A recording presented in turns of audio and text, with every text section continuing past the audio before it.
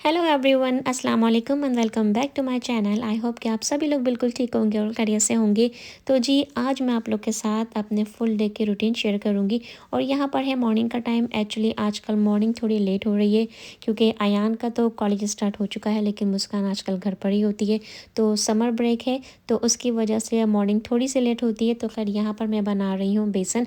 तो ये एक हैदराबादी डिश है और इसकी रेसिपी भी मैं आप लोग के साथ शेयर कर रही हूँ। तो सबसे पहले मैंने ऑयल लिया है और उसमें मैंने ये अनियन डाली हैं। और जब अनियन थोड़ी सी सॉफ्ट हो जाएंगी तो हम उसमें ज़ीरा डालेंगे, कड़ी पत्ता डालेंगे और साथ में मैंने जिंजर गार्लिक पेस्ट डाला था। हरी मिर्चें के छोटे छोटे से मैंने पीसेस कर दिए थे। हल्दी डाली है, नमक डाला है और थोड़ी सी मैंने पिसी हुई लाल मिर्च डाली है। इस सारे मसाले को हम अच्छी तरह से भून लेंगे। जब तक हमारा मसाला भूनेगा तब तक हम बेसन लेंगे। मैंने सिर्फ 2 खाने के चमचा बेसन लिया था, उसको पानी में अच्छी तरह से डिज़ोल्व कर लेंगे। अच्छी तरह से हम बेसन को मिक्स कर लेंगे कि बेसन में कोई लम्प्स ना हो, जैसे यहाँ पर मैं मिक्स कर रही हूँ आपके सामने। तो बस इस मिक्स किए हुए बेसन को हम इस पूरे मसाले में डाल देंगे। बहुत मज़े का बनता है। और अगर आप लोगों को पकोड़े वाली कढ़ी पसंद आती है तो यकीनन आपको ये बेसन की रेसिपी भी ज़रूर पसंद आएगी, क्योंकि कढ़ी बनाने में थोड़ा टाइम भी लगता है और काफ़ी मेहनत भी लगती है उसको बनाने में। और अगर आप लोग भी मेरी तरह पकोड़े वाली कढ़ी बड़ी शौक से खाते हैं तो आपको ये बेसन की रेसिपी ज़रूर पसंद आएगी। तो बस जो बेसन हमने पानी में मिक्स करके रखा था वो मसाले में डाल देंगे और फिर हम इसको दम पे रखेंगे। उसी पानी में ये कुक हो जाएगा, ओवर कुक नहीं करेंगे। और फिर आप अपनी चॉइस के हिसाब से जितनी आपको इसकी कंसिस्टेंसी रखनी हो, कि जितना पतला या गाढ़ा रखना हो, आप अपने चॉइस के हिसाब से इसको रख सकते हैं। और फिर दम पे मैंने इसमें हरा धनिया ऐड किया था और इसमें लेमन जूस भी डालेंगे। तो आप सारे जो मसाले हैं, आई मीन नमक मिर्चें, आप अपने टेस्ट के हिसाब से इसमें डाल दीजिएगा। और देखिए यहाँ पर मज़ेदार सा बेसन तैयार है। मेरे हस्बैंड को थोड़ा सा खट्टा ज़्यादा पसंद आता है इस वाले बेसन में, तो मैंने उनकी प्लेट में एक्स्ट्रा लेमन जो है वो स्क्वीज़ कर दिया था। बहुत मज़ेदार बनता है, आप लोग ज़रूर बनाइएगा। और अगर बनाएं तो मुझे कमेंट बॉक्स में ज़रूर मेंशन कीजिएगा कि आपको इस बेसन की रेसिपी कैसी लगी। तो फिर नाश्ता करने के बाद मैंने जल्दी से किचन को क्लीन कर लिया था। और आप सभी को मालूम है घर की जो क्लीनिंग है वो मैं रात में ही कर लेती हूँ। बस छोटी छोटी सी चीज़ें होती हैं जिनको और समेट के जगह पर रखना होता है। तो वो सब करने के बाद मैं चली गई थी थोड़ी सी शॉपिंग करने के लिए। थोड़ी सी ग्रोसरी शॉपिंग करने के लिए गई थी, कुछ फ्रूट्स और वेजिटेबल्स बाई करने थे घर के लिए। तो वहाँ के तो मैंने क्लिप्स नहीं लिए क्योंकि मोस्ट लाइकली मैं एक ही शॉप पर जाती हूँ और मैं आप लोगों के साथ उस शॉप के जो क्लिप्स हैं शेयर कर चुकी हूँ। तो आज मैंने शॉप में तो कोई क्लिप्स नहीं बनाए थे। खैर सब्ज़ी लेके मैं यहाँ पे आ गई थी। और जब फ्रूट्स और सब्ज़ीज़ वगैरह हम इस तरह से लेके आते हैं तो आपको पता है एक एक जो है वो काम दोबारा से हमारे लिए बढ़ जाता है, क्योंकि सब्ज़ी लाना बाय करना तो बहुत आसान होता है, लेकिन उसको क्लीन करना, उसको ऑर्गेनाइज़ करके रखना, ये एक बहुत बड़ी टास्क होती है। तो सबसे पहले मैंने ग्रेप्स को वॉश करके इस ट्रे में डाल दिए थे। जब तक मैं ये सारे काम कर रही हूँ, जो ग्रेप्स थे उनका सारा जो एक्स्ट्रा पानी है वो ड्रेन हो जाएगा। और उसको मैं किस तरह से स्टोर करती हूँ वो भी आप लोग के साथ शेयर करूँगी। हरा धनिया यहाँ पे मैं लेके आई थी। अच्छा, ये हरा धनिया बिल्कुल क्लीन था।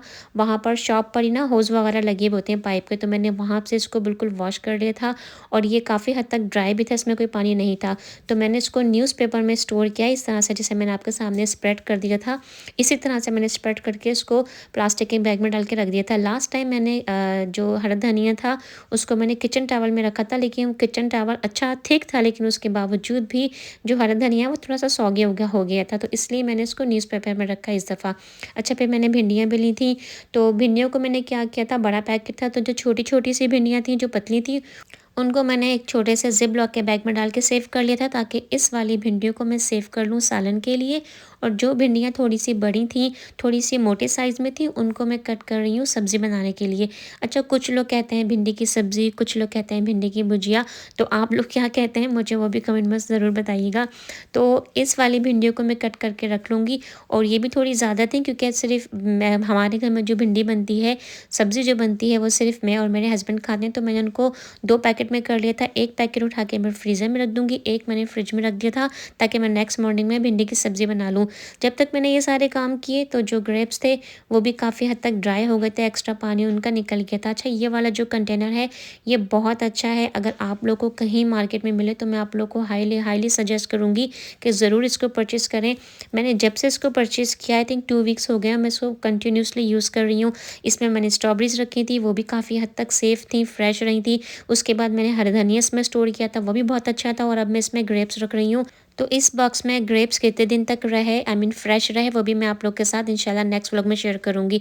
ये सारे काम किए, साथ-साथ मैंने लॉन्ड्री भी ऑन की हुई थी क्योंकि इस दफ़ा मुझे कपड़े जल्दी वॉश करने पड़ गए थे और मैं कोशिश यही करती हूँ कि जल्दी-जल्दी कपड़ों को वॉश कर लूँ ताकि बहुत सारे कपड़े एक साथ जमा ना हों।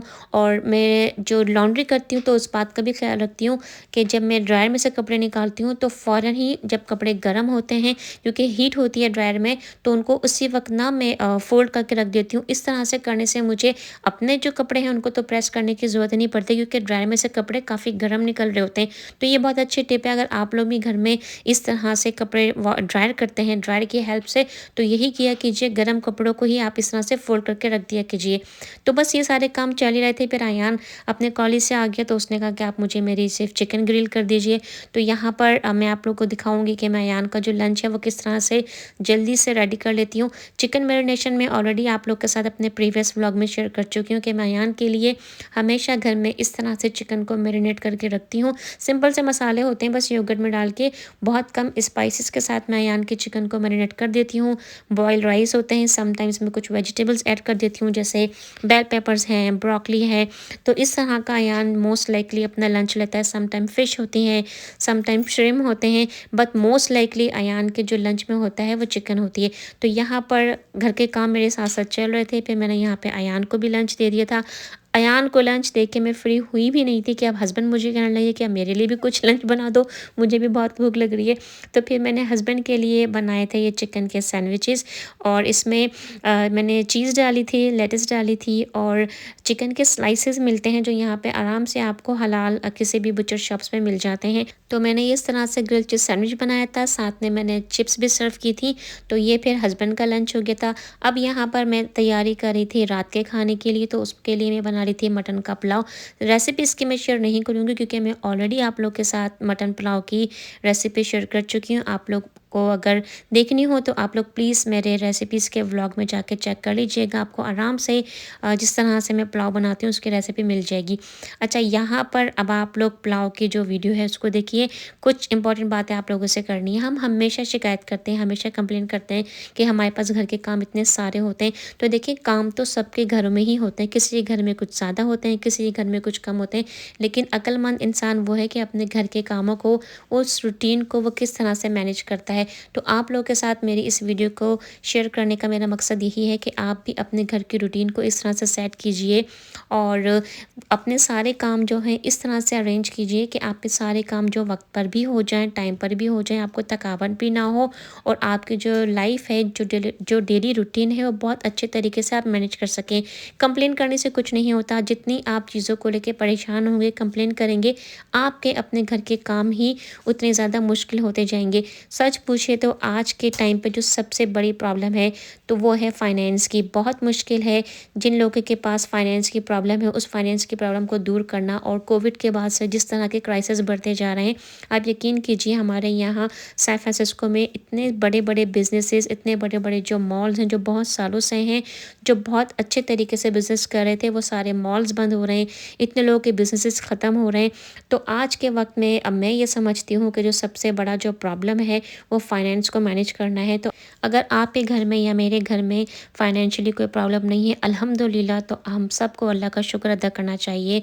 और जो मेरे भाई बहन इस परेशानी से गुज़र रहे हैं, मेरी दुआ है कि अल्लाह पाक उनकी हर तरह की जो फाइनेंस की प्रॉब्लम है उनकी अल्लाह पाक जो है वो परेशानी ख़त्म करे, गैब से उनके लिए वसीले बनाए। इसके साथ साथ बहुत सारे लोग हैं जो अपनी सेहत को लेकर परेशान हैं और वो परेशानी वाक़ई में बहुत ज़्यादा सीरियस होती है कि जब आपके पास सब कुछ हो लेकिन आप पे खुद हेल्थ ही अच्छी ना हो। तो यकीन जाने ये होती हैं परेशानियाँ, ये बहुत बड़ी-बड़ी परेशानियों में से मैंने आपको 2 सिर्फ़ पॉइंट आउट की हैं। तो अगर आपके पास इन सारी चीज़ों की सहूलतें हैं तो आप अल्लाह का बहुत-बहुत शुक्र अदा कीजिए। तो जो छोटी-छोटी सी शिकायतें होती हैं ना हमारी कि हमारे घर के काम पूरे नहीं होते, अरे हमारा तो खाना नहीं बनता, अरे मेरे तो बर्तन नहीं धुलते, तो ये बहुत छोटी-छोटी सी बातें हैं और इन बातों को हम खुद ही इतना बड़ा बना देते हैं और इतना तवील कर देते हैं कि हम खुद ही अपने लिए परेशानियाँ इकट्ठी कर लेते हैं। तो देखिए यहाँ पर मैंने आपके साथ बहुत जल्दी से अपने एक सारे दिन की रूटीन शेयर की है। अच्छा, इसमें मैंने आप लोगों के साथ अपनी नमाज़ों की रूटीन शेयर नहीं की। तो ज़ोहर की नमाज़ मैं अपने लंच करने के बाद पढ़ती हूँ और फिर उसके बाद थोड़ा टाइम मैं मुस्कान के साथ स्पेंड करती हूँ या घर की थोड़ी सी क्लीनिंग करनी होती है, कुछ एक्स्ट्रा काम होते हैं। उसके बाद मैं असर की नमाज़ अदा कर लेती हूँ। मगरिब की नमाज़ का ये होता है कि डिपेंड करता है कि अगर मगरिब की अज़ान जल्दी हो रही होती है तो फिर मैं डिनर करने से पहले मगरिब की नमाज़ अदा कर लेती हूँ, और या फिर जैसे आजकल मगरिब की जो अज़ान है वो काफ़ी लेट हो रही है तो फिर हम लोग खाना खाने के बाद मैं मगरिब के जो नमाज़ है वो अदा कर लेती हूँ। अराउंड 8:35 पे हमारी यहाँ पे मगरिब की अज़ान हो रही है। तो देखिए अब यहाँ पर है ऑलमोस्ट 10 ओ क्लॉक का टाइम। तो मैं आप लोग को क्लॉक भी शो कर रही हूँ कि खाना हम लोगों ने खा लिया था। खाना खाने के बाद 10 बजे तक मेरी पूरी कोशिश यही होती है कि घर के जो सारे काम हैं, ख़ासकर जो मेरा किचन है वो पूरा क्लीन हो जाए। किचन के फ्लोर को क्लीन करना, मॉप करना, इसके साथ-साथ घर के जो दूसरे रूम हैं उनकी भी क्लीनिंग मैं रात में ही करती हूँ। मेरी नाइट टाइम की रूटीन क्या है मैं ऑलरेडी आप लोग के साथ शेयर कर चुकी हूँ, लेकिन डिस्क्रिप्शन में लिंक ऐड कर दूँगी उस व्लॉग का। अगर आप लोग चाहें तो उस व्लॉग को भी ज़रूर देखिएगा कि मेरी नाइट टाइम की रूटीन क्या होती है क्लीनिंग को लेकर।